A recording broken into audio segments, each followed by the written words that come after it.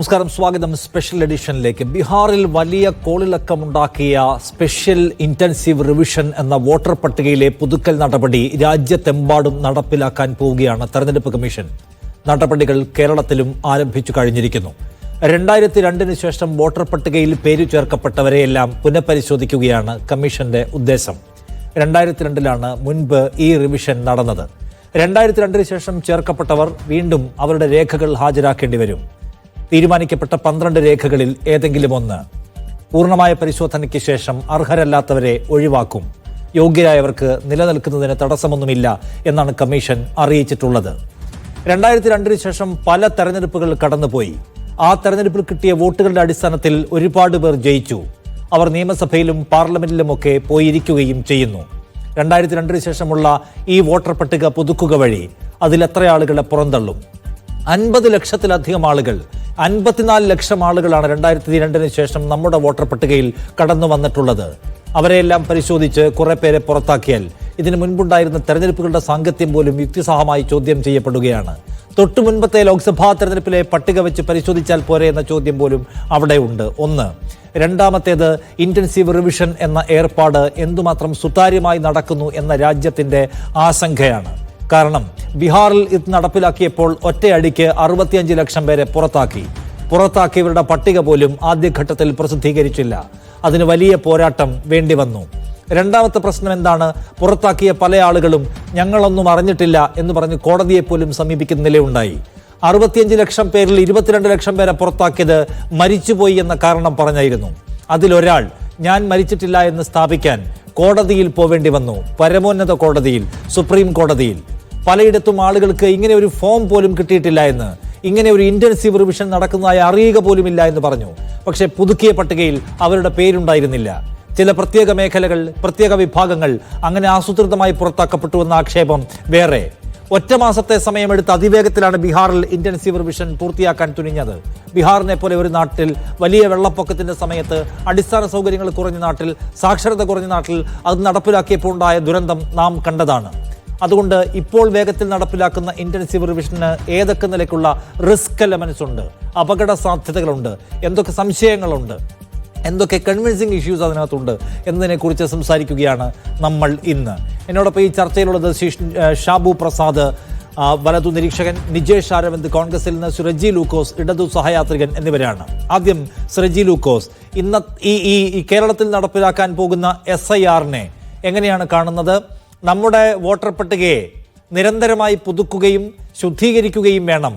പൂർണ്ണ തോതിലുള്ള ജനാധിപത്യ പ്രക്രിയയുടെ, അല്ലെങ്കിൽ അതിൻ്റെ ഒരു പെർഫെക്ഷന് വേണ്ടി എന്ന ആശയത്തിൻ്റെ പേരിലാണല്ലോ ഈ ശുദ്ധീകരണ പ്രക്രിയ നടക്കുന്നത്. അപ്പോൾ അതിനെ പിന്തുണയ്ക്കുകയാണോ വേണ്ടത്? ഒരിക്കലും പിന്തുണയ്ക്കാൻ പറ്റത്തില്ല. കാരണം വെച്ചാല് ബീഹാറിൽ നമ്മൾ പ്രത്യക്ഷത്തിൽ കണ്ടതാണ്. 65 ലക്ഷം വരുന്ന വോട്ടർമാരുടെ, അത് 8 കോടിയിൽ നിന്നും 65 ലക്ഷം വരുന്ന വോട്ടർമാരെ അവർ കട്ട് ചെയ്ത് കളഞ്ഞു. അതിൽ ജീവിച്ചിരിക്കുന്ന പലരുമായിട്ട് രാഹുൽ ഗാന്ധി ഒരു ചായൽ സർക്കാർ നടത്തുന്ന ഗതികേടുണ്ടായി ഡൽഹിയിൽ. ഞങ്ങൾ ജീവിച്ചിരിക്കുന്നു അറിയിക്കാൻ വേണ്ടിയിട്ട് ഈ മരിച്ചുപോയ ആളുകളെയാണ് എന്ന് ഇവർ പറയുന്നവരാണ് കുട്ടി അദ്ദേഹത്തിന്റെ ഒപ്പം ഡൽഹിയിൽ എത്തിച്ചത്. കൂടാതെ നേരത്തെ വിഷാദ് പറഞ്ഞാലേ, ഞാൻ ജീവിച്ചിരിക്കുന്നുള്ളത് തെളിയിക്കാനായിട്ട് ഒരു വ്യക്തിക്ക് സുപ്രീം കോടതിയിൽ പോകേണ്ടി വന്നു.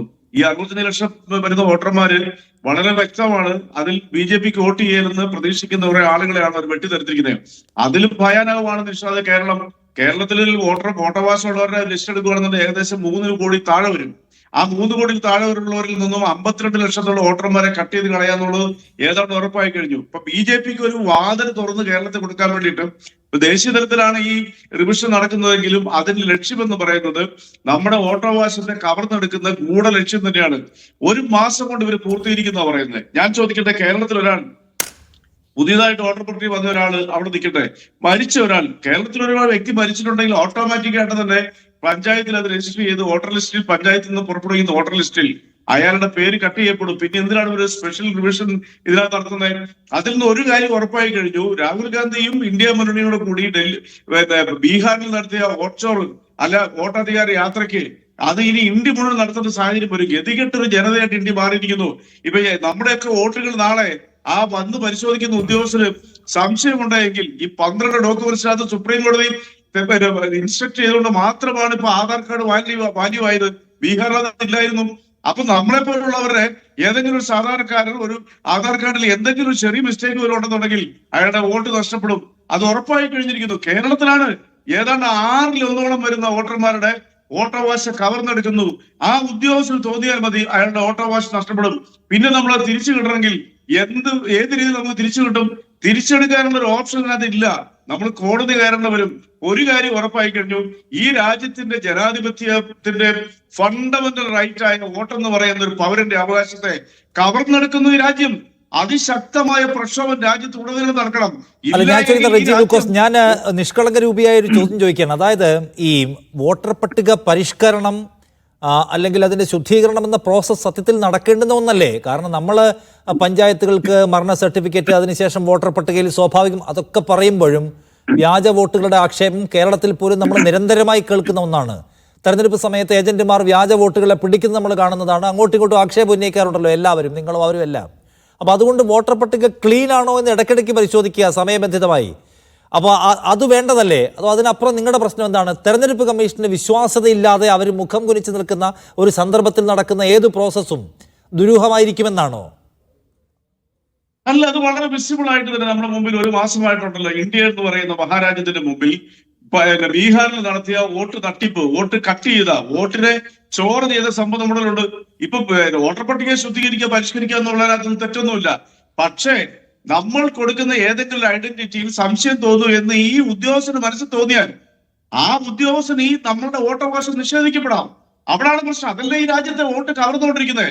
അല്ലെങ്കിൽ ഇന്ന് വരെ ഇന്ത്യയിൽ ഇങ്ങനെ ഒരു സംഭവം ഉണ്ടായിട്ടുണ്ടോ? നോക്കൂ, എന്താണ് ബീഹാറിൽ സംഭവിച്ചിരിക്കുന്നത്. ബീഹാറിൽ ലക്ഷക്കണക്കിന് വരുന്ന ഒരു ന്യൂനപക്ഷ വിഭാഗത്തിലെ ജനങ്ങളെ ആ ബീഹാറിൽ നിന്ന് തെരഞ്ഞെടുത്ത് അവരുടെ വോട്ടവകാശം നിഷേധിച്ചിരിക്കുകയാണ്. അതുകൊണ്ടല്ലേ ഞാൻ ജീവിച്ചിരിക്കുന്നു, അവർ മരിച്ചു എന്ന് പറയുന്നവരെ കൂട്ടിക്കൊണ്ട് ഇന്ത്യയിലെ പ്രതിപക്ഷ നേതാവ് പത്രസമ്മേളനം നടത്തേണ്ട വന്നു, ബ്രേക്ക്ഫാസ്റ്റ് കഴിക്കേണ്ട വന്നു. എന്നിട്ട് അവരിൽ എത്ര പേരുടെ വോട്ടവകാശം റീഇൻസ്റ്റേറ്റ് ചെയ്തു? ഇത് തന്നെയാണ് കേരള അതുകൊണ്ടാണ് വോട്ട് കവർച്ചയിൽ നമുക്ക് സംശയമുള്ളത്. നമ്മളുടെ ഇപ്പൊ എന്റെ വോട്ട് എന്റെ വീട്ടിൽ വന്ന് BLO വരുന്ന ചോദ്യം ചോദിക്കുമ്പോൾ ഒരു പ്രായം ചെന്ന ആളാണ് എന്റെ വീട്ടിലുള്ളത്. ആ സമയത്ത് ആ ഉദ്യോഗസ്ഥന് തോന്നുവാണ് ഇത് ശരിയല്ല എന്ന് തോന്നിക്കഴിഞ്ഞാൽ എന്റെ വോട്ടവകാശം പോയി. എനിക്ക് പിന്നെ അത് റീകളക്ട് ചെയ്ത് കൊണ്ടുവരാനുള്ള സമയമില്ല. അതാണ് ഇവർ മനസ്സിലാക്കുന്നത്. ബീഹാർ ഇലക്ഷന് കേവലം 1 മാസമേ ഉള്ളൂ, 1 മാസം അപ്പുറമേ ഉള്ളൂ. അപ്പൊ അതിന് മുമ്പായിട്ട് തന്നെ തകൃതിയായി ഈ രാജ്യം മുഴുവനും ഇങ്ങനെ ഒരു റിവിഷൻ നടക്കുക എന്ന് പറഞ്ഞാൽ അത് BJPക്കെതിരെ വോട്ട് ചെയ്യുന്നവരെ തെരഞ്ഞു പിടിച്ച് അവന്റെ പൗരാവകാശം, അവന്റെ വോട്ടവകാശം അത് നിഷേധിക്കപ്പെടുന്നത് എന്നുള്ളതാണ് ഇതിന്റെ അർത്ഥം. അതുകൊണ്ടാണ് ഈ ആശങ്ക, അതൊരു സംശയമില്ല. പൊളിറ്റിക്കൽ പാർട്ടികൾക്ക് വിജിലുണ്ടായിരുന്നു കൂടെ. പൊളിറ്റിക്കൽ പാർട്ടികൾക്ക് ഈ പ്രോസസ്സിൽ പങ്കാളിയാകാമല്ലോ. കേരളം പോലെ ഒരു സ്ഥലത്ത്, ഇപ്പൊ ബീഹാറിൽ നമുക്കറിയാവുന്നത് പോലെ ആളുകൾക്ക് വലിയ നിരക്ഷരതയുണ്ട്, സാമൂഹികമായ പരിതാപകരമായ അവസ്ഥയുണ്ട്. ഒപ്പം ഈ പറയുന്ന തരത്തിൽ പലതരത്തിലുള്ള ഏർപ്പാടുകൾ നടത്താൻ കഴിയുന്ന ഗ്രൗണ്ടുള്ള സ്ഥലമാണ്. അതുപോലെയാണോ കേരളം? കേരളത്തിലും ഇത് ഈസി ആയിട്ട് BJPക്ക് നടത്താൻ പറ്റും, അല്ലെങ്കിൽ BJPക്ക് വേണ്ടി കമ്മീഷൻ നടത്തും എന്നൊക്കെ പറയുന്നത് എനിക്ക് എങ്ങനെയാണ് നടപ്പിലാക്കുക എന്നുകൂടി പറയാമോ? തീർച്ചയായിട്ടും. കാരണം ഞാൻ പറഞ്ഞല്ലോ, വോട്ട് നിഷേധിക്കുക. ഇപ്പം നിഷാദ് കോഴിക്കോട്, നിഷാദിന്റെ വീട് കോട്ടയത്തുള്ള വീട്ടിൽ വന്ന് പ്രായം ചെന്ന മാതാപിതാക്കൾ മാത്രം ഉള്ളപ്പോൾ ഈ പറയുന്ന ഒരു ഐഡന്റിറ്റി അല്ലെങ്കിൽ ഏതെങ്കിലും ഒരു തെളിവ് ഹാജരാക്കാൻ സാധിച്ചില്ല എങ്കിൽ ഈ ഉദ്യോഗസ്ഥനെ സംബന്ധിച്ചുള്ള അയാൾ ഒറ്റ കാര്യത്താൽ നിഷാദിന്റെ വോട്ട് തള്ളിക്കളയാം. ഈ കാരണം എന്തുകൊണ്ടാണ്? അതിന് അപ്പലേറ്റ് ഫോറമുണ്ട്, കളക്ടർ അടക്കമുള്ള മൂന്ന് അപ്പലേറ്റ് ബോഡീസ് ഉണ്ട് ഇത് ഈ പ്രശ്നം പരിഹരിക്കാൻ. അല്ല, അതൊക്കെ എനിക്ക് ആ റൂൾസ് എല്ലാം അതിന്റെ നോംസിനകത്ത് എഴുതി വെച്ചിട്ടുണ്ട്. പക്ഷെ ഇതൊക്കെ കേരളം പോലൊരു സംസാരിച്ച് വളരെ ബിസി ആയിട്ട് ജീവിക്കുന്ന ഒരു ജനസമൂഹത്തിനടുത്ത് ഇത് എങ്ങനെ പ്രാക്ടിക്കൽ ആവുന്ന നിഷാദ് പറയുന്നത് എങ്ങനെ? അത് ഞാൻ ഈ ചർച്ചയുടെ തുടക്കത്തിൽ പറഞ്ഞത്, വോട്ട് പുതിയതായിട്ട് വന്നിരിക്കുന്ന വോട്ട് 2002 ശേഷം പതിച്ചിരിക്കുന്ന 2012 ശേഷം കാലങ്ങളായിട്ട് പുതിയ വോട്ടർമാരുടെ വീണ്ടും അവൻ ആ പൗരാവകാശം തെളിയിക്കണം, വോട്ടവകാശം തെളിയിക്കണം എന്ന് പറഞ്ഞാൽ അതെന്ത് നീതിയാണ്? അതാണ് കേരളത്തിലെ പുതിയ അതിനകത്തൊരു പോയിന്റ് ഉണ്ട്. 2002 എത്ര വർഷം മുമ്പത്തെ കാര്യമാണ്. 2002 മുതലുള്ള അത് പരിശോധിക്കാൻ നിൽക്കുമ്പോൾ ഉള്ള പ്രശ്നം എന്തുകൊണ്ട് പ്രോപ്പർ ഇടവേളകളിൽ ഇത് പരിശോധിച്ചില്ല എന്ന ചോദ്യമുണ്ട്. ഇടയ്ക്ക് നടന്ന, അങ്ങനെയാണെങ്കിൽ നടന്നിട്ടുള്ള ഈ തെരഞ്ഞെടുപ്പുകളുടെ സാധുത എന്താണെന്ന ചോദ്യം പോലും അവിടെ ഉണ്ട്. അവസാനത്തെ ഒരു കാര്യം കൂടി ചോദിക്കട്ടെ ഞാൻ ഇതിനകത്ത്, റെജി ലൂക്കോസ്. അപ്പോൾ ഈ പ്രോസസ്സിനെ നിങ്ങൾ എതിർക്കുന്നു, അപ്പോൾ ഈ പ്രോസസ്സേ വേണ്ട എന്നൊരു നിലയെടുക്കാൻ പറ്റുമോ? ഇല്ല. എന്നോടാണോ? യെസ്. അല്ല, ഞാൻ പറഞ്ഞില്ല, എനിക്ക് ശബ്ദം ഒന്ന് കൂട്ടിത്തരാൻ പറഞ്ഞ ശബ്ദം കുറവുണ്ട്. ഞാൻ പറയുന്ന ഒറ്റ ചോദ്യമുണ്ട്. ഇപ്പൊ ഗൾഫിൽ ജോലിയുള്ളവര്, ഗൾഫിൽ രാജ്യങ്ങളിൽ ജോലിയുള്ളവർക്ക് ഇന്ത്യയിൽ തീർച്ചയായിട്ടും വോട്ടവകാശമുണ്ട്. ഒരാൾ വിദേശത്ത് ജോലി ചെയ്യുന്നവരെങ്കിൽ വോട്ടവകാശം പോകത്തില്ല. മറ്റേതെങ്കിലും രാജ്യത്ത് പൗരനാണെങ്കിൽ മാത്രമേ വോട്ടവകാശം നഷ്ടപ്പെടത്തുള്ളൂ.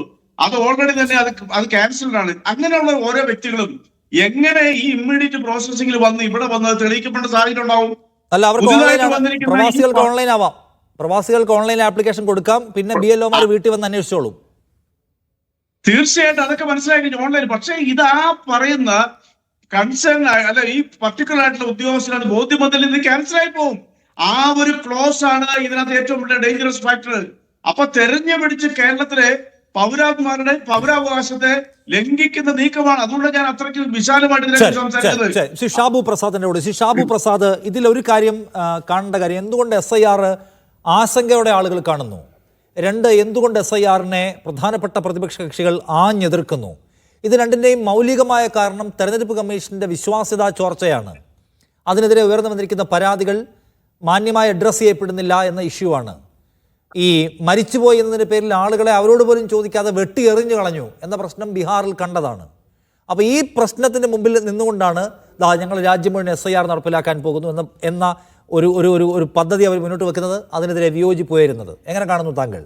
ഈ തെരഞ്ഞെടുപ്പ് കമ്മീഷനോട് വിശ്വാസ്യതയില്ല, ആശങ്കയോടെ കാണുന്നു, സംശയകരമായി കാണുന്നു. ഇതൊക്കെ ചെയ്യുന്ന ആരാ? ഈ ജനങ്ങൾക്ക് ഇതിൻ്റെ അകത്തൊന്നും യാതൊരു പ്രശ്നമില്ലപ്പാ. ഇത് ഇവിടുത്തെ പ്രതിപക്ഷവും നിങ്ങളെപ്പോലുള്ള കുറേ മാധ്യമങ്ങളും കൂടെ സൃഷ്ടിക്കുന്ന കാര്യമാണിത്.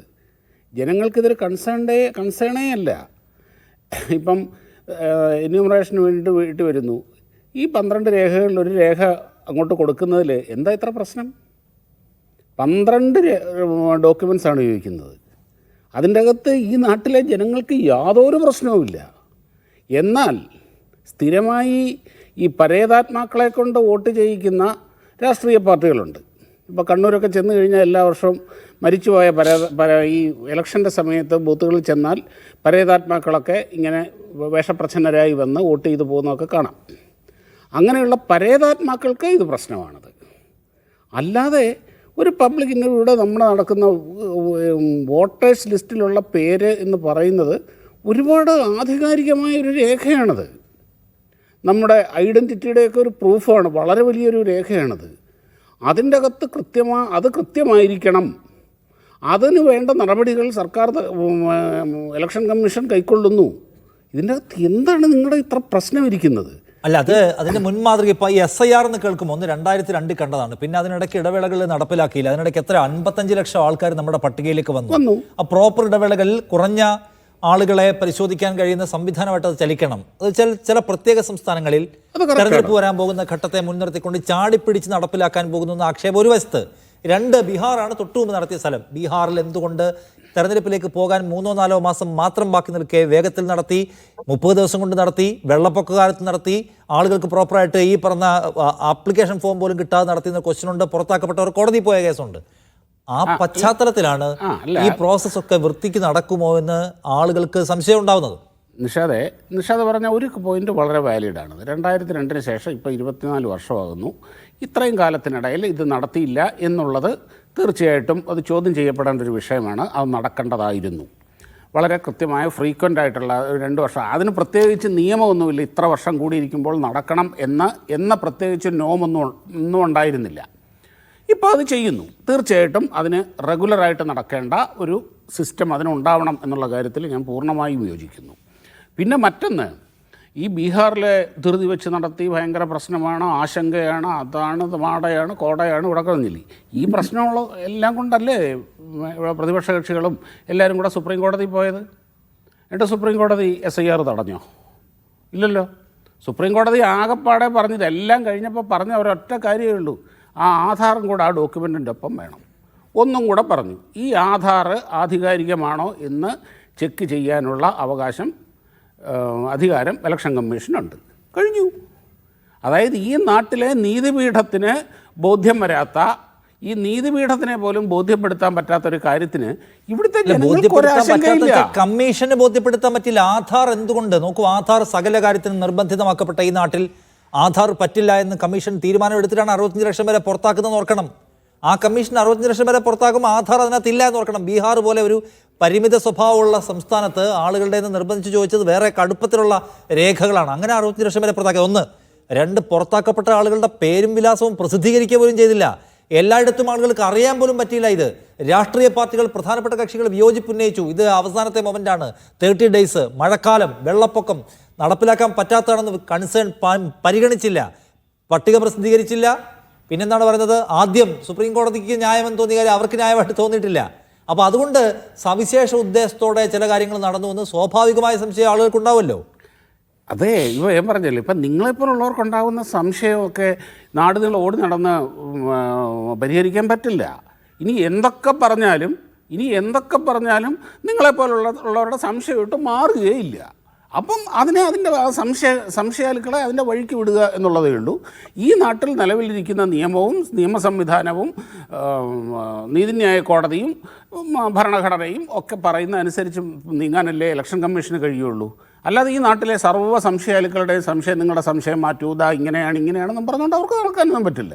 ഒരു സിസ്റ്റം ചലിക്കുമ്പോൾ ആ സിസ്റ്റം അതിൻ്റെ അകത്ത് ഇഷ്ടപ്പെട്ടാലും ഇല്ലെങ്കിലും അതിനനുസരിച്ച് പോകാനേ പറ്റുള്ളൂ. കോടതി പറയുകയാണെങ്കിൽ, കോടതിയുടെ ഒരു ഉത്തരവ് വരികയാണെങ്കിൽ അതനുസരിക്കാനുള്ള ബാധ്യത. പക്ഷേ ഞാൻ കുറച്ചുകൂടി ചോദിക്കട്ടെ, അതായത് ഇപ്പോൾ ഒരു സിസ്റ്റം പ്രവർത്തിക്കും, ആ സിസ്റ്റത്തിൻ്റെ കൂടെ ചലിക്കാനേ കഴിയൂ എന്നൊക്കെ പറയാം. കോടതി പറഞ്ഞല്ലോ, കോടതി വകവെച്ച് കൊടുത്തല്ലോ എന്ന കാര്യവും പറഞ്ഞു, അതൊക്കെ ശരിയാണ്. പക്ഷെ തെരഞ്ഞെടുപ്പ് കമ്മീഷൻ പോലെ ഒരു സംവിധാനം നമ്മുടെ രാജ്യത്തെ ജനാധിപത്യ പ്രക്രിയയുടെ ആണിക്കല്ലാണ്. കാരണം നമ്മുടെ രാജ്യം കഴിഞ്ഞ 75 വർഷം അതിജീവിച്ചത് ഈ ജനാധിപത്യ പ്രക്രിയയിൽ ജനങ്ങൾക്കുള്ള വിശ്വാസം കൊണ്ടാണ്. എന്ന് വെച്ചാൽ തെരഞ്ഞെടുപ്പ് പ്രക്രിയയിൽ നമുക്കെല്ലാവർക്കും വിശ്വാസം, ഒരാൾ ജയിച്ചാൽ മറ്റേയാൾ അംഗീകരിക്കുന്നു, മറ്റേയാൾ മാറിക്കൊടുക്കുന്നു. ഈ രാഷ്ട്രീയ അട്ടിമറികൾ, കലാപങ്ങൾ, സംഘർഷങ്ങൾ, വെടിവെപ്പുകളൊന്നും കാണാത്ത നാടാണ് നമ്മുടെ. കാരണം ആളുകൾ അതിനെ വാല്യൂ ചെയ്യുന്നു, ആ സിസ്റ്റത്തെ, ആ മെക്കാനിസത്തെ. അതിനകത്തൊരു അവിശ്വാസത്തിൻ്റെ പ്രശ്നം ഒരു ഗ്രൂപ്പ് ഓഫ് കക്ഷികൾ ഉന്നയിക്കുകയാണ്. എന്നുവെച്ചാൽ പ്രതിപക്ഷ നേതാവ് അടക്കമുള്ള പ്രധാനപ്പെട്ട കക്ഷികൾ ഉന്നയിക്കുന്നു. അവരും ഈ രാജ്യത്തെ നല്ല ശതമാനം ആളുകളെ റെപ്രസെൻ്റ് ചെയ്യുന്ന പാർട്ടികളാണ് എന്ന് ഓർക്കണം. അവരുടെ മൂവ്മെൻറ്റുകൾക്ക് ജനങ്ങൾ കൊടുക്കുന്ന പിന്തുണ കാണണം. അപ്പോൾ അതുകൊണ്ട് ഇതൊരു സിസ്റ്റമാണ്.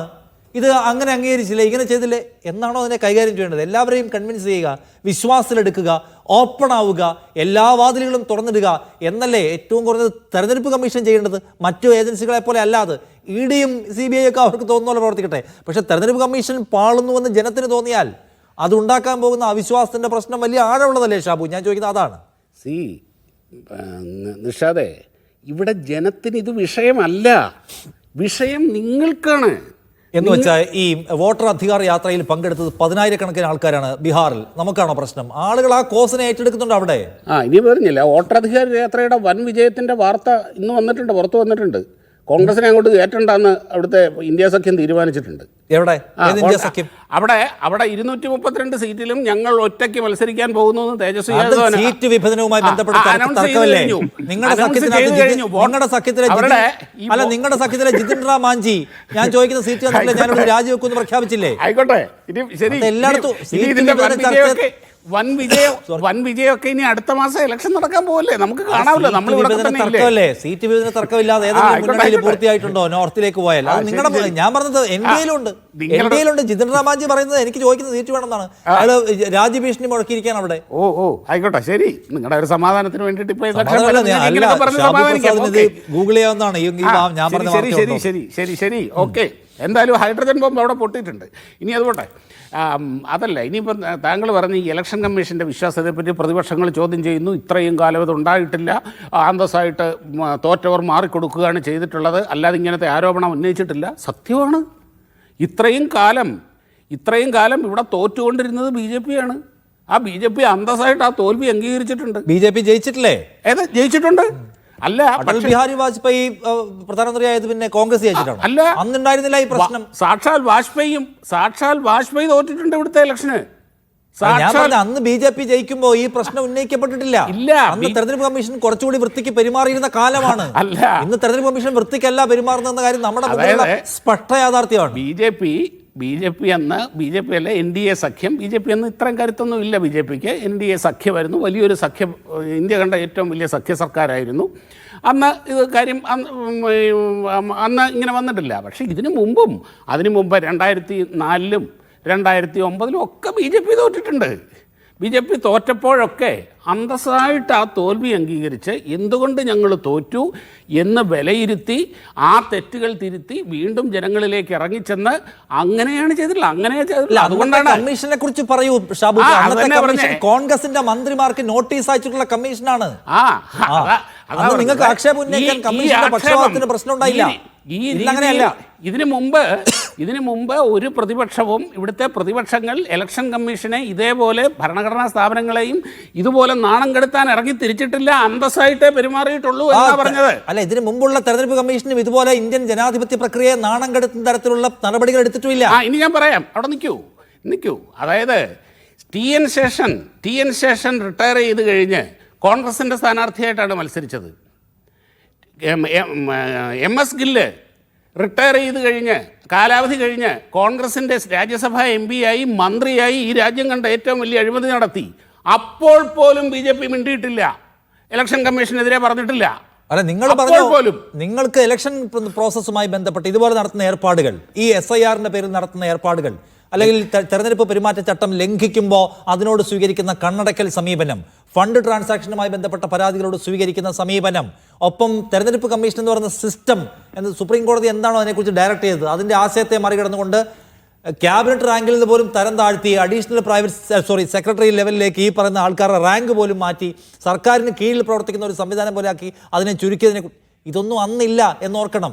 രഞ്ജൻ ഗൊഗോയ് സുപ്രീം കോടതിയുടെ തലപ്പത്തൂന്ന് ഇറങ്ങിപ്പോയിട്ടാണ് നിങ്ങളുടെ രാജ്യസഭാ MP ആയത്. ഇനി അന്നുണ്ടായിരുന്ന കാര്യം പറയാം. എങ്ങനെയായിരുന്നു ഈ രാജ്യത്ത് ഇലക്ഷൻ കമ്മീഷനെ ആരായിരുന്നു അപ്പോയിന്റ് ചെയ്തുകൊണ്ടിരുന്നത്? ഈ രാജ്യത്ത് ഇലക്ഷൻ എന്ന് പറയുന്ന ഏർപ്പാട് തുടങ്ങിയ കാലം മുതൽ സെൻട്രൽ ഗവൺമെൻറ് ആയിരുന്നു ചെയ്തുകൊണ്ടിരുന്നത്, കേന്ദ്ര ഗവൺമെൻറ് ആയിരുന്നു ചെയ്തുകൊണ്ടിരുന്നത്. പല പരാതികളും പല കാര്യങ്ങളും ഉണ്ടായിട്ടും അത് രാജ്യത്തിന് നാണക്കേടാണ്. ഒരിക്കലും അതിനെ ഒരു വിവാദത്തിലേക്ക് വലിച്ചഴക്കരുത് എന്ന. പക്ഷേ അവർ കുറച്ചുകൂടി സ്വതന്ത്ര സ്വഭാവത്തിൽ പെരുമാറിയില്ലേ? ഈ പറയുന്ന നേതാക്കൾക്ക് തന്നെയും നോട്ടീസ് അയക്കാൻ കഴിയുമ്പോൾ ഇവർക്കെല്ലാം പെരുമാറ്റച്ചട്ടം കർശനമായി പാലിക്കുന്ന നിലയ്ക്ക് പ്രവർത്തിച്ചു. ഇതിന്റെ പോക്ക് അങ്ങേയറ്റം വഴിവിട്ടപ്പോഴല്ലേ സുപ്രീം കോടതിയിൽ ഹർജികൾ ചെന്നത്. അപ്പോൾ സുപ്രീം കോടതി പറഞ്ഞു ഇതിന് ശരിയാണ്, വ്യവസ്ഥയില്ല, വ്യവസ്ഥ ഉണ്ടാക്കണം, അതിന് പ്രധാനമന്ത്രി വേണം, പ്രതിപക്ഷ നേതാവ് വേണം, സുപ്രീം കോടതി CJ വേണം. ഇവർ 3 പേരും കൂടി ഇരുന്ന ഒരു കമ്മിറ്റി തീരുമാനിക്കട്ടെ ആര് തെരഞ്ഞെടുപ്പ് കമ്മീഷണർ ആകണമെന്ന്. അപ്പോൾ എന്നിട്ട് ഒരു താൽക്കാലിക സംവിധാനം ഉണ്ടാക്കി. അതെന്ന് വെച്ചാൽ സുപ്രീം കോടതി ഭരണഘടനാ മൂല്യങ്ങളെ വെച്ചുകൊണ്ടുള്ള ഒരു പ്ലാൻ ഉണ്ടാക്കി സർക്കാരിന് കൊടുക്കുന്നു. സർക്കാർ ആ പ്ലാൻ ഇങ്ങോട്ട് വാങ്ങിച്ചിട്ട് CJ സുപ്രീം കോടതി ചീഫ് ജസ്റ്റിസിനെ വെട്ടുന്നു. എന്നിട്ട് പ്രധാനമന്ത്രി, പ്രതിപക്ഷ നേതാവ്, പിന്നെ പ്രധാനമന്ത്രി തീരുമാനിക്കുന്ന ഏതെങ്കിലും ഒരു മന്ത്രി എന്ന് വെച്ചാൽ ഭൂരിപക്ഷം ആർക്കാണ്? പ്രധാനമന്ത്രിക്കോ അവർക്കും. എന്നിട്ട് അവർക്ക് ഇഷ്ടമുള്ളതുപോലെ തീരുമാനിക്കാം എന്ന മട്ട് വരുന്നു. എന്നിട്ട് അവരുടെ റാങ്ക് സുപ്രീം കോടതി ജഡ്ജിയുടെ റാങ്ക് ആയിരുന്നത് താഴ്ത്തി സർക്കാരിലെ മന്ത്രിമാരുടെക്കാളും താഴ്ന്ന റാങ്കിലേക്ക് പ്രതിഷ്ഠിക്കുന്നു. അതിനുശേഷം നമ്മൾ കാണുന്ന എന്താണ്? വാർത്താ സമ്മേളനത്തിൽ മോദിയും അമിത്ഷായും നടത്തിയ തെരഞ്ഞെടുപ്പ് പെരുമാറ്റച്ചട്ട പരാതികൾ മേലുള്ള നടപടി എന്തായി എന്ന് ചോദിക്കുമ്പോൾ മുഖം കുനിഞ്ഞിരിക്കുന്ന കമ്മീഷണർമാരെ കാണുകയാണ്. ഈ കാലത്തല്ലേ ഈ പ്രശ്നം ഉണ്ടാകുന്നത് ഞാൻ ചോദിക്കുന്നത്. നിഷാദ്, പ്രസംഗം കഴിഞ്ഞോ? ഞാനൊന്ന് പറഞ്ഞ് കംപ്ലീറ്റ് ചെയ്യാൻ താങ്കൾ അനുവദിക്കുമോ പ്ലീസ്? ഇനി ഈ ഇലക്ഷൻ്റെ ഈ സുപ്രീം കോടതിയുടെ നിർദ്ദേശം എന്തായിരുന്നു? ഈ ഇലക്ഷൻ കമ്മീഷണർമാരെ നിയോഗിക്കുന്ന കാര്യത്തിൽ സർക്കാർ ഒരു നിയമമുണ്ടാക്കണം. ആ നിയമമുണ്ടാക്കുന്നത് വരെ തൽക്കാലം ഒരു സംവിധാനം വേണം. ആ സംവിധാനത്തിൽ സുപ്രീം കോടതി ചീഫ് ജസ്റ്റിസ്, പ്രധാനമന്ത്രി, പ്രതിപക്ഷ നേതാവ് ഇവർ വേണം. നിയമമുണ്ടാക്കുന്നത് വരെയുള്ള താൽക്കാലിക സംവിധാനം. സർക്കാർ കോടതി നിർദ്ദേശമനുസരിച്ച് നിയമമുണ്ടാക്കി. ആ നിയമമുണ്ടാക്കിയത് പ്രകാരമാണ് പ്രതിപക്ഷ നേതാവ്, പ്രധാനമന്ത്രി, ഒരു സീനിയർ ക്യാബിനറ്റ് മിനിസ്റ്റർ. ഞാൻ ചോദിക്കുന്നത് ഒരു നിർദ്ദേശം കോടതി ഒരു സജഷൻ വെക്കുന്നതിനകത്ത് പോലും ഇല്ലേ? കോടതി ഒരു സജഷൻ വെക്കുന്നതിനകത്ത് പോലും നിങ്ങൾക്ക് കാണാം. ഇവിടെ ഞാൻ സംസാരിച്ചുകൊണ്ടിരിക്കുമ്പോൾ ഏറ്റവും കൂടുതൽ സംസാരിച്ചുകൊണ്ടിരിക്കുന്നത് നിങ്ങളാണ്.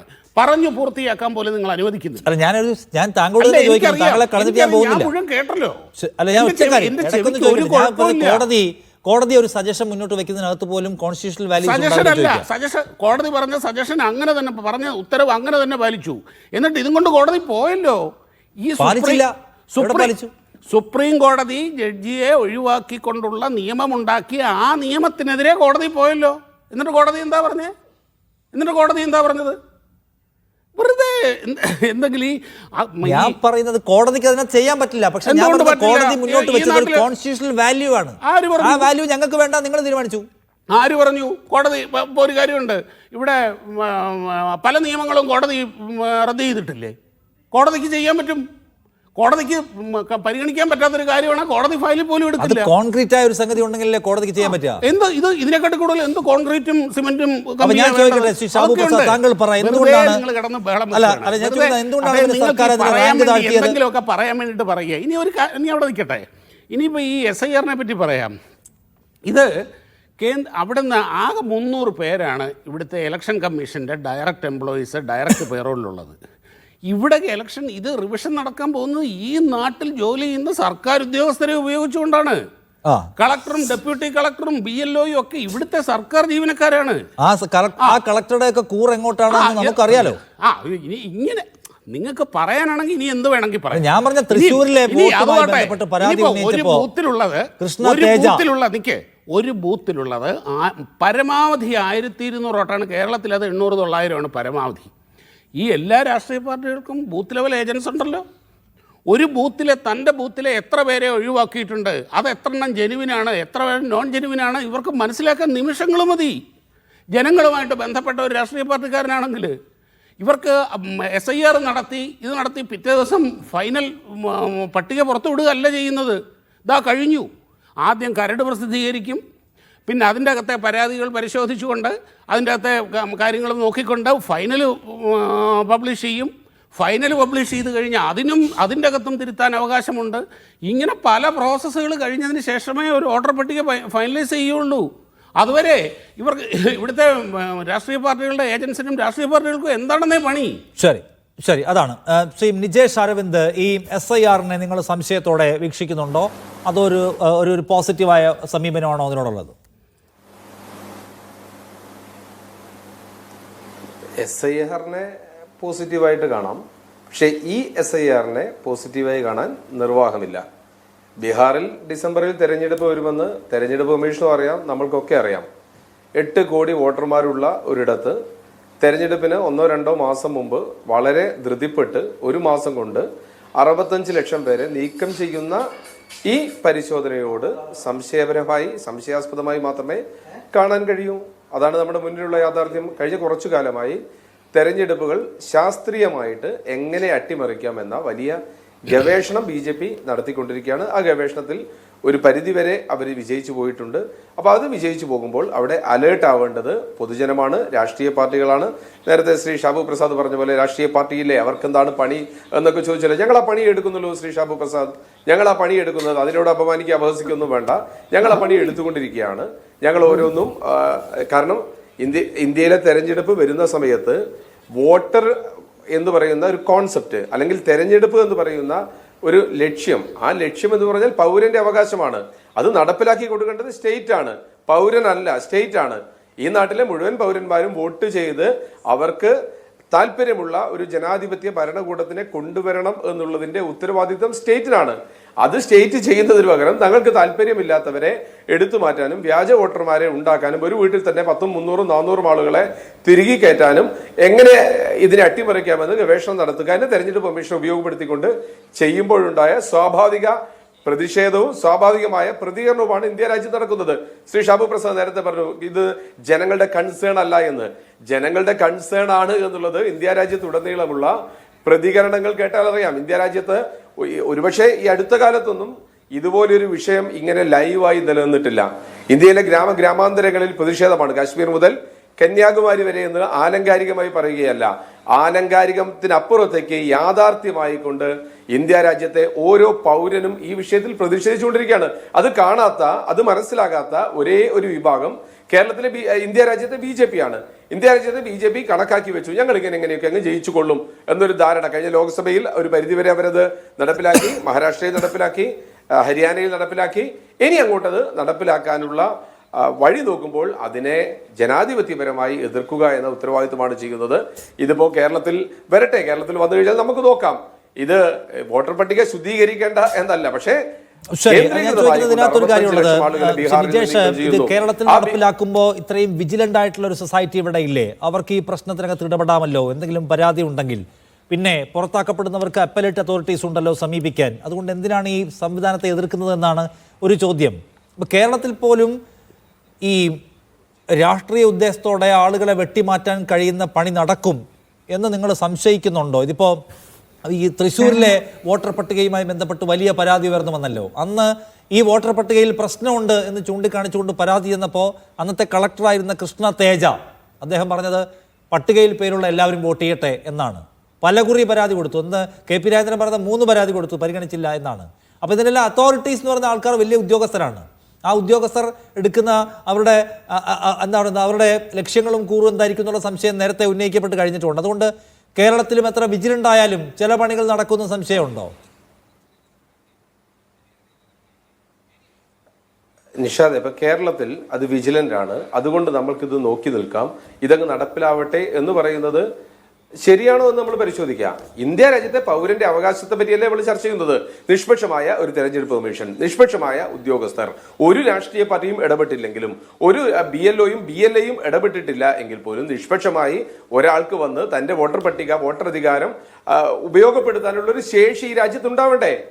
അതുകൊണ്ടാണല്ലോ നമ്മൾ 50-ലെ തെരഞ്ഞെടുപ്പ് വരുന്ന കാലത്ത് തന്നെ എങ്ങനെ തെരഞ്ഞെടുപ്പ് നടത്തും എന്ന ചോദ്യം വന്നപ്പോൾ നിരക്ഷരായ 10-15% മാത്രം എഴുതറിയുന്ന, വായിക്കാൻ അറിയുന്ന ഈ നാട്ടിൽ എങ്ങനെ തെരഞ്ഞെടുപ്പ് നടത്തും എന്ന ചോദ്യത്തിന്റെ ഉത്തരമാണ് രാഷ്ട്രീയ പാർട്ടികൾക്കും സിംബൽ കൊടുത്ത് അവർക്ക് ചിഹ്നം കൊടുത്തുകൊണ്ട് വോട്ട് ചെയ്യാനുള്ള അധികാരം കൊടുത്തത്.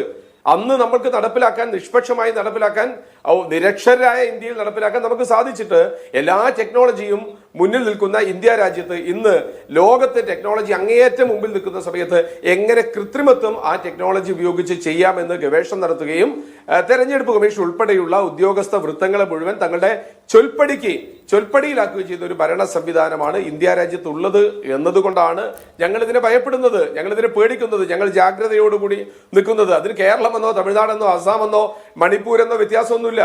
എവിടെയും നടത്താൻ കഴിയും. നമ്മൾക്കൊക്കെ അറിയാവുന്നത് പോലെ കേരളത്തിനകത്ത് നമ്മൾക്കൊക്കെ വളരെ വ്യക്തമാണ്, കേരളത്തിലെ ഭരണ സംവിധാനത്തിനകത്ത് എങ്ങനെയാണ് RSS ഇടപെടുന്നത് എന്നുള്ളത് നമ്മൾ പഠിച്ചു.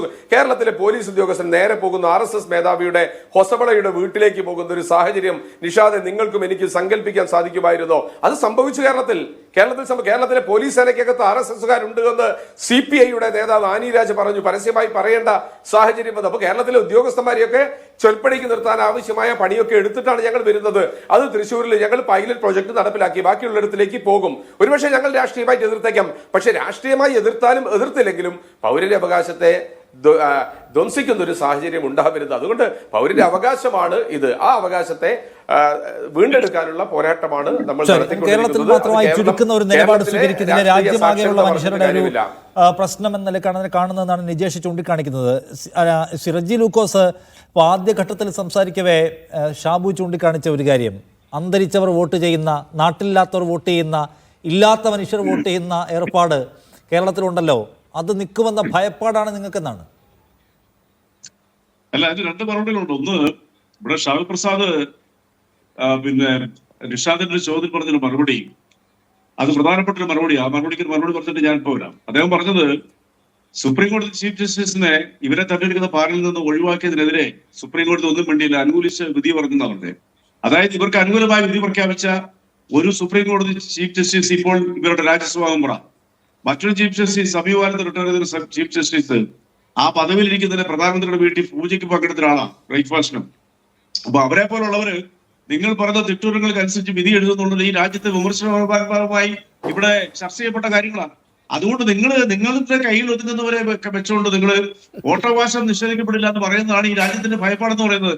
തൃശ്ശൂർ ഇലക്ഷനിലേക്ക് വരാം. ഞാൻ ബാംഗ്ലൂരിലെ അതിലേക്ക് പോകുന്നില്ല, അതിന്റെ സമയമില്ലാത്ത. തൃശ്ശൂർ എന്താ സംഭവിച്ചേ? ഒറ്റ മുറിക്കകത്ത് 9 പേർക്ക് വോട്ട്. അവരെവിടുന്നോ വന്നവരാന്നുള്ളവരോ ഇങ്ങനെ വോട്ടറെന്നുള്ളവരും ആ ഫ്ളാറ്റിന്റെ ഉടമയെ സ്ത്രീക്ക് അറിയത്തില്ല, അവർ മാത്രം താമസിക്കുന്നിടത്ത് പരാതി കൊടുത്തു. ഇലക്ഷൻ കമ്മീഷന് പരാതി കൊടുത്തപ്പോൾ അവരെ വോട്ട് ചെയ്യാൻ അനുവദിക്കാനാണ് ജില്ലാ ഭരണാധികാരി പറഞ്ഞത്. അദ്ദേഹം ഇപ്പോൾ കേന്ദ്ര സർവീസിലാണ്. കൊല്ലത്ത് നിന്നും തിരുവനന്തപുരത്ത് നിന്നും ഡബിൾ വോട്ടുകാർ വന്നു. എവിടെ?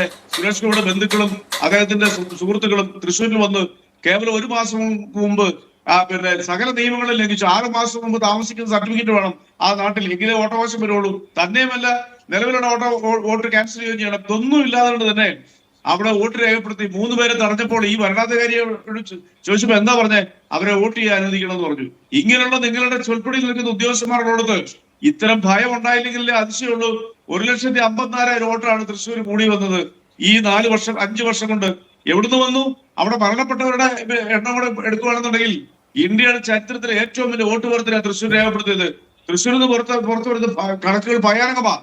അവരെയെല്ലാം വോട്ട് ചെയ്യാൻ അനുവദിച്ച ഭരണാധികാരികളുള്ള ഈ ഭരണകൂടത്തിനെയും ഈ ഇലക്ഷൻ കമ്മീഷനെ എങ്ങനെ വിശ്വസിക്കും? രാഹുൽ ഗാന്ധി നടത്തിയ പത്രസമ്മേളനം 7 മീറ്ററോ അല്ല 7 അടിയോളം ഉയരത്തിലുള്ള ഫയലുകളുമായിട്ട് ബാംഗ്ലൂർ നടത്തിയ പത്രസമ്മേളനത്തിന് ശേഷം ദിവസങ്ങളോളം മൗനഭാവയായിരുന്ന ഇലക്ഷൻ കമ്മീഷൻ അവസാന മാധ്യമങ്ങളുടെ രൂക്ഷ വിമർശനം, അത് കേരളത്തിലെ മാധ്യമങ്ങളാണ് ഏറ്റവും കൂടുതൽ വിമർശിച്ചത്. ഗോദി മീഡിയ മിണ്ടിയില്ല. അവിടെ അദ്ദേഹത്തിന് മറുപടി പറയാൻ ഒരു ഞായറാഴ്ച തെരഞ്ഞെടുത്തു. ഈ ഇലക്ഷൻ കമ്മീഷൻ പത്രക്കാരൻ ചോദിച്ച ഒറ്റ ചോദ്യം മറുപടി പറഞ്ഞില്ല. അവസാനം അപഹാസ്യനായി BJPയുടെ വക്താക്കളെക്കാളും തരംതാഴ്ന്നുകൊണ്ട് ആ പത്രസമ്മേളനം ഇട്ടിട്ട് പോകുന്ന അവസ്ഥ കണ്ടില്ലേ? നിങ്ങൾ കണ്ടില്ലേ?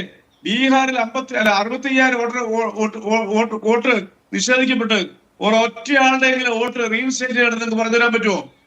നിങ്ങൾ പറയൂ. എന്തിനാണ് ആസാമിൽ ഒരു പ്രത്യേക വിഭാഗത്തിൽപ്പെട്ട ജനങ്ങളെ കുടിയൊഴിപ്പിച്ചിരിക്കുന്നത്? ലക്ഷക്കണക്കിന് ജനങ്ങളെ അവരെ അവിടെ നിന്ന് കുടിയൊഴിപ്പിച്ച് മാറ്റിയിരിക്കുന്നത് എന്തിനാ? ആസാം ഇലക്ഷൻ വരാൻ പോകും അടുത്ത വർഷം ആദ്യം. എത്ര പേരെയാ നിങ്ങൾ കുടിയൊഴിപ്പിച്ച്? ഇനി അവരെങ്ങനെയാണ് അവകാശം നേടിയെടുക്കാനുള്ള രേഖകളുണ്ടാവുക? മഹാഭാഗ്യം കൊണ്ട് മാത്രം സുപ്രീം കോടതി പറഞ്ഞ് 12 ഡോക്യുമെന്റ്സുകൾ അംഗീകരിക്കാം. അല്ല എങ്കിൽ ബീഹാറിൽ എന്തായിരുന്നു പറഞ്ഞാൽ നിങ്ങൾ ജനറൽ സർട്ടിഫിക്കറ്റ് ആയിട്ട് വരണം. അത് തന്നെയാ കേരളത്തിൽ സംഭവിക്കാൻ പോകുന്നത്. അത് ഞാൻ പറഞ്ഞത് SIR എന്ന് പറയുന്ന പ്രോസസ്സിനെ കുറിച്ച് എതിരില്ല. എന്തിനാണ് 21 വർഷം ദീർഘിപ്പിച്ച ഇത്? അപ്പോൾ സ്വാഭാവികമായിട്ടും നിങ്ങൾ വോട്ട് തട്ടിപ്പിനിറങ്ങിയിരിക്കുന്നു.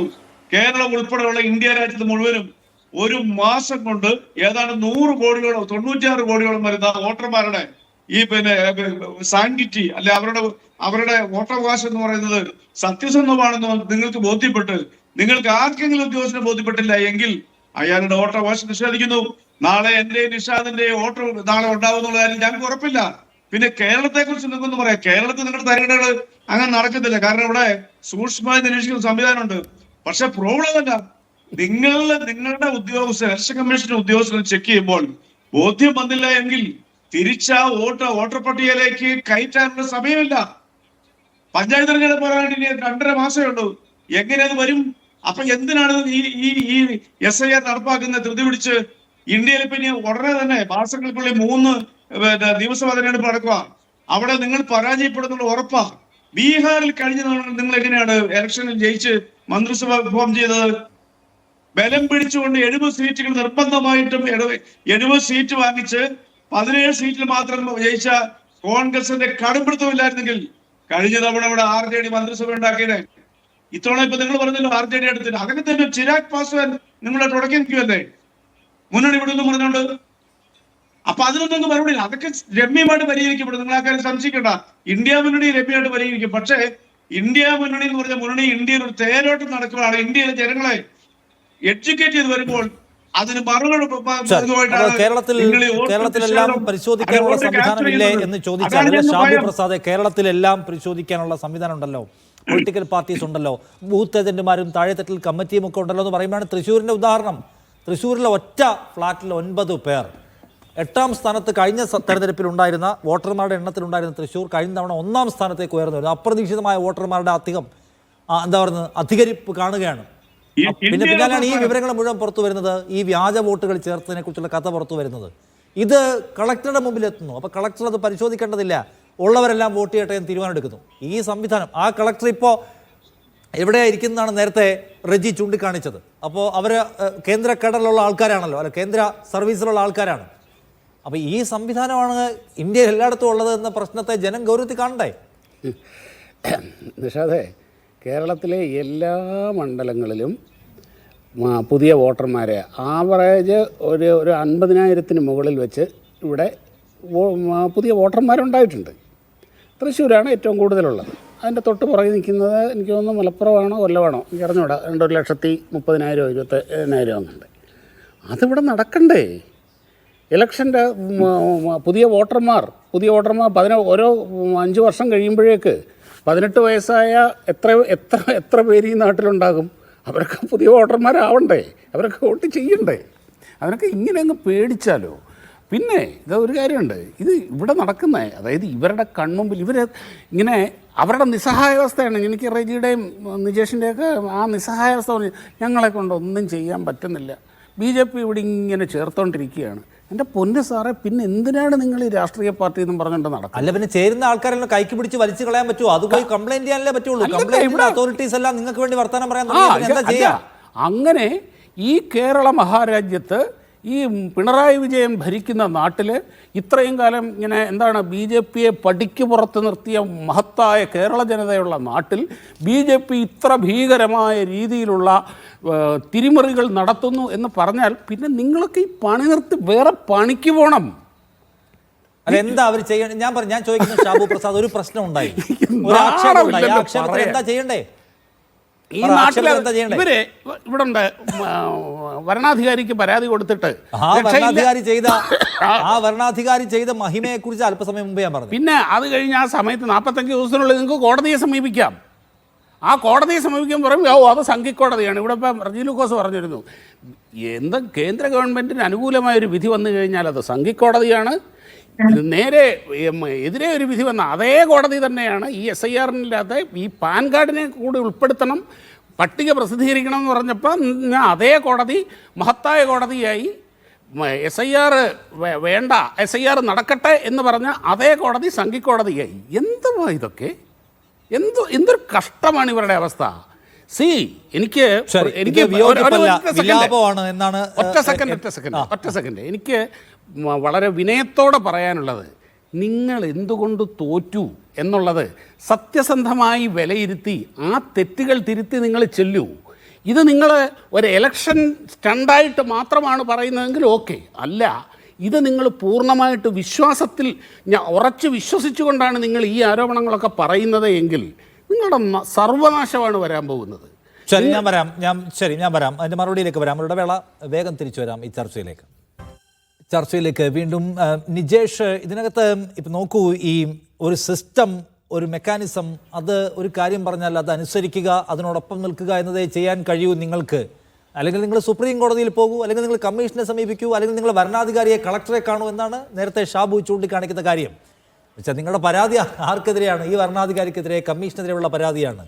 എവിടെയൊക്കെ നിങ്ങൾ അതോറിറ്റീസിനെ സമീപിക്കുന്നു അവിടെയെല്ലാം നിങ്ങൾ പരാജയപ്പെടുകയല്ലേ എന്ന് അദ്ദേഹം ചോദിക്കുന്നത്. അല്ല, അതുകൊണ്ട് തന്നെയാണ് നിഷാദെ, ജനാധിപത്യ ഭരണകൂടത്തിൽ എപ്പോഴും ഏജൻസിനെ മാത്രം നോക്കേണ്ടതില്ല, ജനങ്ങളെ സംഘടിപ്പിക്കുക എന്നൊരു പരിപാടി കൂടിയുണ്ട്. ഞങ്ങൾ ഈ വിഷയത്തിൽ എടുത്തുകൊണ്ടിരിക്കുന്നത് ജനങ്ങളെ സംഘടിപ്പിച്ചുകൊണ്ടുള്ള പോരാട്ടമാണ്. ഞങ്ങളുടെ പിറകിൽ 10,000-കണക്കിന് ലക്ഷക്കണക്കിന് ആളുകൾ അണിനിരന്നിട്ടുണ്ട്. രാഹുൽ ഗാന്ധി മുന്നോട്ട് വെച്ചൊരു വിഷയം വെച്ച് വെറുതെ വന്ന് പറഞ്ഞതല്ല. നിങ്ങൾക്കൊക്കെ അറിയാവുന്നതുപോലെ കൃത്യമായ തെളിവുകൾ മഹാദേവപുരയിൽ എങ്ങനെ ഇവർ വിജയിച്ചു എന്ന്, തട്ടിപ്പിലൂടെ വിജയിച്ചു എന്ന് പുറത്തേക്ക് പറഞ്ഞപ്പോൾ അതിനെതിരെ BJP ആദ്യമായി പ്രതികരിച്ചത് ഇത് ശരിയാണ് എന്ന് പറഞ്ഞുകൊണ്ട് അനുരാഗ് ഠാക്കൂറാണ്. അത് ചീറ്റിപ്പോയി എന്നുള്ളത് വേറെ പ്രശ്നം. പക്ഷേ വോട്ടർ പട്ടിക തെറ്റാണ് എന്ന് BJP-യുടെ അഖിലേന്ത്യാ നേതാവ്, മുൻ മന്ത്രി, ഹിമാചൽ പ്രദേശിലെ അനുരാഗ് ഠാക്കൂറാണ് പറഞ്ഞത്. വയനാട്ടിൽ 3 മൈമൂനമാരുണ്ട് എന്ന അഡ്രസ്സൊക്കെ പറഞ്ഞു. ചീറ്റിപ്പോയി, പക്ഷെ അതിനെ അംഗീകരിച്ചു. പിന്നീട് അതിനെ പ്രതിരോധിക്കാൻ വന്നത് തെരഞ്ഞെടുപ്പ് കമ്മീഷൻ, അതും ചീറ്റിപ്പോയി. ഇതുവരെ രാഹുൽ ഗാന്ധി മുന്നോട്ട് വെച്ച പൊളിറ്റിക്സിനോട് അതേ രീതിയിൽ പ്രതികരിക്കാൻ കാര്യകാരണ സഹിതം വെച്ചുകൊണ്ട് മഹാദേവപുരയിൽ ഇത് തെറ്റാണ് എന്ന് പറയാൻ BJP-ക്ക് സാധിച്ചു. വേറെ പണിക്ക് പോകണമെന്നൊക്കെ ഷാബു പ്രസാദിന്റെ സംസ്കാരത്തിനനുസരിച്ച് അദ്ദേഹത്തിന് സംസാരിക്കാം. പക്ഷെ ആ വേറെ പണിക്ക് പോകണം എന്ന് പറയുന്നത് ഇന്ത്യ രാജ്യത്തെ ഒരു പൗരന്റെ മുഖത്ത് നോക്കിയിട്ടാണ് എന്ന് മറന്നു പോകരുത്.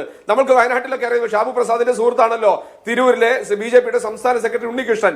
അദ്ദേഹം തൃശ്ശൂരിൽ വോട്ട് ചെയ്ത് എങ്ങനെയാ? കേരളവർമ്മ കോളേജിലെ ആതിര എന്ന് പറയുന്ന പ്രൊഫസർ, അവിടെയുള്ള തൃശ്ശൂരിലെ കൗൺസിലർ, അവരുടെ വീട്ടിൽ 6 മാസമായി താമസിക്കുന്നു എന്ന രേഖ വെച്ചുകൊണ്ടാണ് തിരൂരുകാരനായ ഉണ്ണികൃഷ്ണൻ, എനിക്ക് പരിചയമുള്ള ആളാണ് ഉണ്ണികൃഷ്ണൻ, അവിടെ വോട്ട് ചെയ്തത്. അങ്ങനെ 100 എന്റെ നാട്ടുകാരൻ അത്തോളിക്കാരൻ ചങ്ങാതി ജിതേഷ് അവിടെ വോട്ട് ചെയ്തു. കേരളത്തിലുള്ള അറിയപ്പെടുന്ന BJP കേഡറുകളെയൊക്കെ വളരെ തന്ത്രപൂർവ്വം 6 മാസം കൊണ്ട് മുമ്പേ അവിടെ നിർത്തിക്കൊണ്ട് വോട്ട് ചെയ്യിച്ച് ആ വോട്ടൊക്കെ പെട്ടിയിലാക്കി ജയിച്ചു വന്നതിന് ശേഷം നിങ്ങൾക്ക് വേറെ പണിക്ക് പോകണം എന്ന് പറയുന്നതിൽ വലിയ അർത്ഥമൊന്നുമില്ല. പക്ഷെ ഞങ്ങൾ പണിക്ക് പോയി.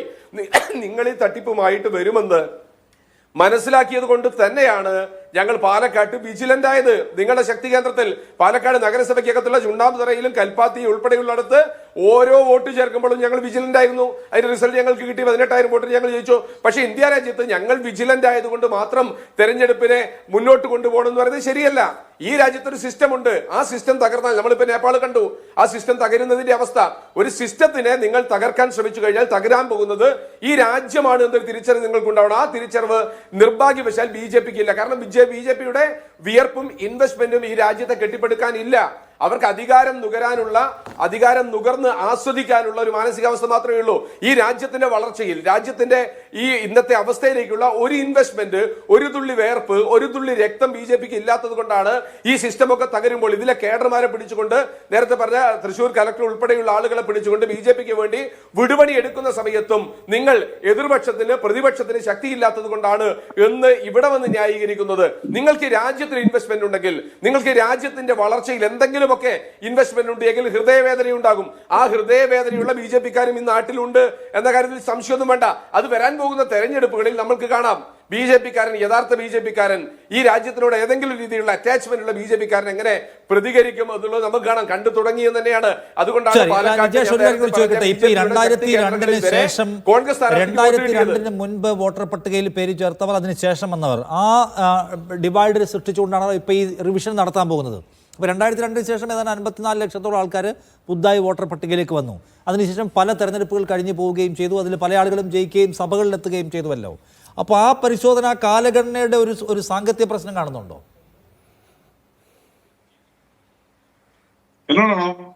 ഞാൻ നിജേഷിനോട്. അല്ല, തീർച്ചയായിട്ടും തെരഞ്ഞെടുപ്പ് കമ്മീഷൻ എന്ന് പറയുന്ന ഒരു നിഷ്പക്ഷ സമീപനമാണ് കാണുന്നതെങ്കിൽ അവർക്ക് സമയാസമയത്തിൽ ഇതുപോലെയുള്ള പരിപാടികൾ നടത്തുകയും കൃത്യമായും സത്യസന്ധമായും ആളുകളെ മാറ്റുകയൊക്കെ ചെയ്യാം.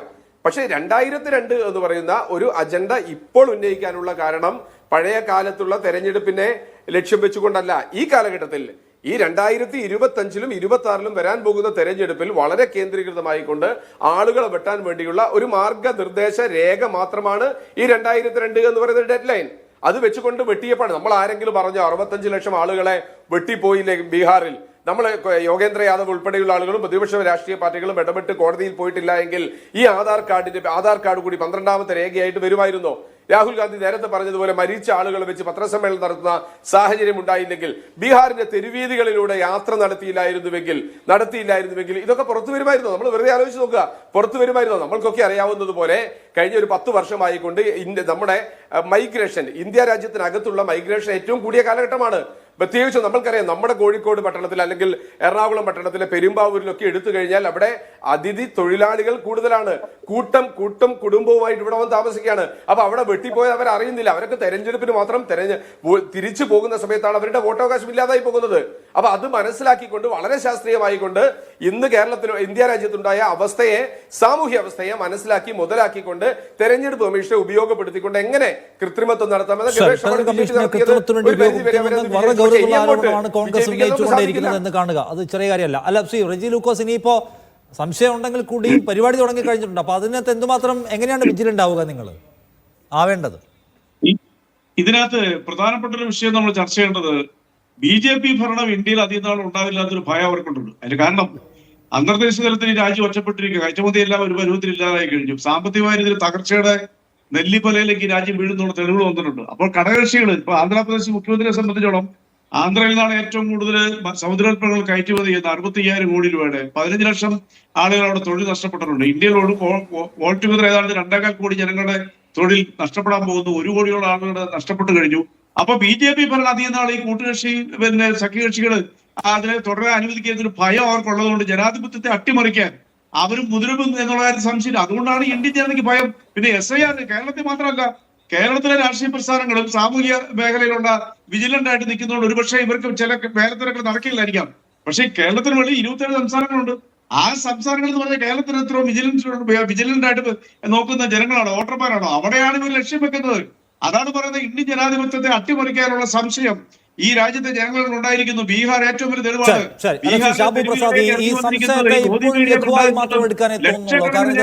തോറ്റതിന്റെ കൊതിക്കുറിവ് എന്ന ഒറ്റ പ്രശ്നമായിട്ടാണ് ഉന്നയിക്കുന്നത്. കാരണം പഴയതുപോലെ അല്ലല്ലോ. രാഹുൽ ഗാന്ധി ബാംഗ്ലൂരിൽ നടത്തിയ വാർത്താ സമ്മേളനം ഒരു ഡീറ്റെയിൽഡ് പ്രസന്റേഷൻ ആയിരുന്നു. അതിനുശേഷമാണ് ആ മൂവ്മെന്റിലേക്ക് വലിയ ആളുകൾ പോലും വരുന്നത് നമ്മൾ കാണുന്നുണ്ട്. അപ്പോൾ അതുകൊണ്ട് അദ്ദേഹം പ്രതിപക്ഷ നേതാവാണ്, 100 സീറ്റുള്ള പാർട്ടിയുടെ പ്രതിനിധിയാണ്. അതിൻ്റെ കൂടെ ഒരുപാട് പാർട്ടികളും വിവിധ സംസ്ഥാനങ്ങളിലെ അവിടുത്തെ കീ പ്ലേയേഴ്സ് ആയിട്ടുള്ള പാർട്ടികളുണ്ട്. അതിനെ ഒന്നും ഗൗനിക്കേണ്ട കാര്യമേ ഇല്ല എന്നൊരു നിലയാണ് എടുക്കുന്നത്. നിഷാദേ, ഈ കഴിഞ്ഞ ദിവസങ്ങളിൽ നിങ്ങളുടെ ഇതിൽ തന്നെ ഔട്ട് ഓഫ് ഫോക്കസ് എന്ന് പറഞ്ഞ പരിപാടിയിൽ ദാവൂദ് പറഞ്ഞൊരു പരാമർശം ഞാൻ ശ്രദ്ധിച്ചു. ബീഹാർ ഇലക്ഷനെ പറ്റിയായിരുന്നു. അതായത് ഈ വരുന്ന ഇലക്ഷനിൽ ചിലപ്പം NDA ജയിച്ചേക്കും. NDA ജയിക്കുകയാണെങ്കിൽ അത് വിശ്വാസ്യതയില്ലാത്തൊരു ജയമായിരിക്കും. NDA തോക്കുകയാണെങ്കിൽ അത് വിശ്വാസ്യതയുള്ള ഒരു തോൽവിയുമായിരിക്കും. ഇതാണ് പറഞ്ഞത്. അതായത് നല്ല കൃത്യമായി അടുത്ത മാസം ബീഹാറിൽ നടക്കാൻ പോകുന്നത് എന്താണെന്നുള്ളത് നല്ല കൃത്യമായിട്ട് എല്ലാവർക്കും അറിയാം. അന്ന് വരാൻ പോകുന്ന ആ തോൽവിക്ക് ഇപ്പോഴേ ഒരു കാരണം കണ്ടെത്തി ഞങ്ങൾ അന്നേ പറഞ്ഞതല്ലേ ഇത് മുഴുവൻ മോട്ടിച്ച വോട്ടാണ് എന്നും പറഞ്ഞുകൊണ്ടുള്ള അതുണ്ടാക്കി വെക്കുകയാണ് ഇവിടെ. പിന്നെ റെജി ലൂക്കോസ് പറഞ്ഞ ഒരു കാര്യം എനിക്ക് വളരെ ഇഷ്ടപ്പെട്ടു. എന്താണെന്ന് പറഞ്ഞത് ഞാൻ പ്രത്യേകം നോട്ട് ചെയ്തത്, അതായത് ഈ കേരളത്തിൽ ഇതൊന്നും നടക്കില്ല, ഞങ്ങളൊക്കെ ഭയങ്കര വിജിലൻ്റാണ്. ഈ കേരളത്തിന് പുറത്തുള്ള സംസ്ഥാനങ്ങളിലെ രാഷ്ട്രീയ പാർട്ടികൾ വെറും കിഴങ്ങന്മാരാണ് എന്നാണല്ലോ അദ്ദേഹം പറഞ്ഞതിന്റെ സാങ്കത്യം. അവരെ കൊണ്ട് ഈ പണിക്ക് കൊള്ളില്ല. കേരളത്തിൽ ഞങ്ങൾ ഭയങ്കരന്മാരാണ്. കേരളത്തിന് പുറത്തുള്ള അതായത് ഇവിടെ ഇരിക്കുന്ന നികേഷ് രവീന്ദ്രന്റെ പാർട്ടി അടക്കം ഇവർക്ക് പിന്നെ കേരളത്തിലല്ലേ ഉള്ളൂ, വേറെ ഇടത്തും ഇല്ലല്ലോ. അല്ല, മറ്റ് കോൺഗ്രസിനൊന്നും നോർത്തിലേക്ക് പോയാൽ താഴെ ബൂത്ത് നിൽക്കാനോ താഴെ പോസ്റ്റർ ഒട്ടിക്കാനോ ആളില്ല. അല്ല, അത് തന്നെ എനിക്ക് പറയാൻ വന്നേ. 60 കൊല്ലം രാജ്യം ഭരിച്ച ഒരു പാർട്ടിക്ക് പല സംസ്ഥാനങ്ങളിലും അവർ കാലങ്ങളോളം പതിറ്റാണ്ടുകളോളം അടക്കി ഭരിച്ച സ്ഥലങ്ങളിൽ പോസ്റ്റർ ഒട്ടിക്കാൻ പോലും ആളില്ലാത്ത ഗതിയിലേക്ക് എത്തിച്ചത് ആരാണ്? ഈ നാട്ടിലെ ജനങ്ങളാണ് നിജേഷേ. ഈ നാട്ടിലെ ജനങ്ങളാണ്. ഈ പറഞ്ഞ റെജി ലൂക്കോസിന്റെ പാർട്ടിയെ ത്രിപുരയിൽ നിന്നും ബംഗാളിൽ നിന്നും പടിയടച്ച് പിണ്ടം വെച്ച് ചവിട്ടി പുറത്താക്കിയത് ആരാണ്? ആ നാട്ടിലെ ജനങ്ങളാണ്. ഈ നാട്ടിലെ ജനങ്ങൾക്ക് നിങ്ങളെ വേണ്ട. ആ യാഥാർത്ഥ്യം അതാണ്. അതെന്തുകൊണ്ടാണ് സ്വയം മനസ്സിലാക്കി